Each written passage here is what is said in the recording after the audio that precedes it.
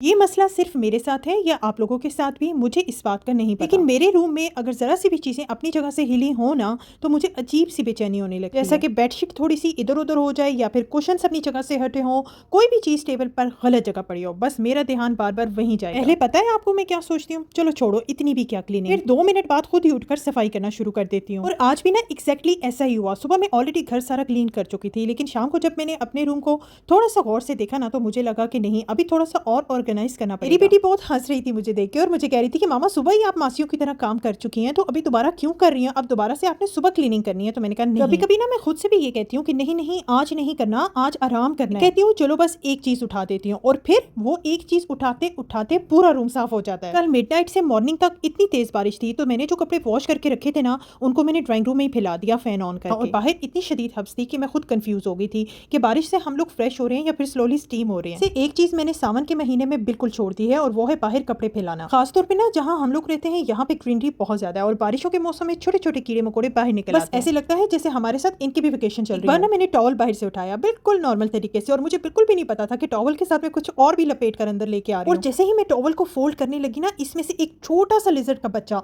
Jump लगा के सीधा मेरे सोफे पे। बस फिर उस दिन के बाद मेरे दिमाग ने फाइनल डिसीजन लिया कि आज के बाद सावन के महीने में 9 कपड़े। ये देखिए बहुत ही मजेदार सी कॉफी ये मेरी बेटी ने अपने नन्हे मुन्ने हाथों से अपने पापा के लिए बनाई। साथ ही साथ मैंने डस्टिंग भी कर ली थी क्योंकि जब सफाई शुरू करते हैं तो फिर एक चीज के साथ दूसरी चीज भी नजर आने लगती है। तकरीबन मैंने सारा काम खत्म कर लिया था, वैक्यूम भी लगा लिया, डस्टिंग भी कर ली और जो बच्चों के जूते इधर उधर पड़े थे उनको भी अपनी अपनी जगह पे रख दिया। बच्चे मजे से टीवी पर कार्टून देख रहे थे, टॉम एंड जेरी, और इनको देखकर ना मुझे अपना बचपन याद आ गया। मुझे अच्छे से याद है कि जब मैं सुबह स्कूल जाया करती थी तो उस टाइम एक प्रोग्राम चलता था, मॉर्निंग शो चलता था सुबह बखैर के नाम से, और उसमें ना अक्सर ये टॉम एंड जेरी और पिंक पैंथर वाले कार्टून लगते थे और मैं उनको देखकर स्कूल जाती थी। वक्त सिर्फ पीटीवी होता था और सुबह 7:15 से लेकर 7:30 तक ना 15 मिनट के कार्टून मिलते थे देखने के लिए। बैग शोल्डर पे होता था और कार्टून खत्म होने का इंतजार होता था कि कोई भी पार्ट मिस ना हो। कभी कभी दिल करता है ना कि कोई जादू की छड़ी हो, बस उसको घुमाएं और बचपन वापस आ जाए। वही बेफिक्री वाली जिंदगी, छोटी छोटी खुशियां, ना कोई टेंशन ना कोई रिस्पॉन्सिबिलिटी, बस खेलना, कार्टून देखना और खुश रहना। काश वाकई ऐसी कोई स्टिक होती ना तो सबसे पहले मैं अपना बचपन वापस मांगती। आप लोग कहते हैं कि ड्रेस की डिटेल भी बता दिया करें, तो ये प्यारा सा टेस्ट मैंने लिया था सना सफीना। काम करके बैठी तो मेरी बेटी ने अपने प्यारे और नन्हे मुन्ने हाथों से मेरे लिए मजेदार सी कॉफी बनाई जो कि इतनी फ्लफी थी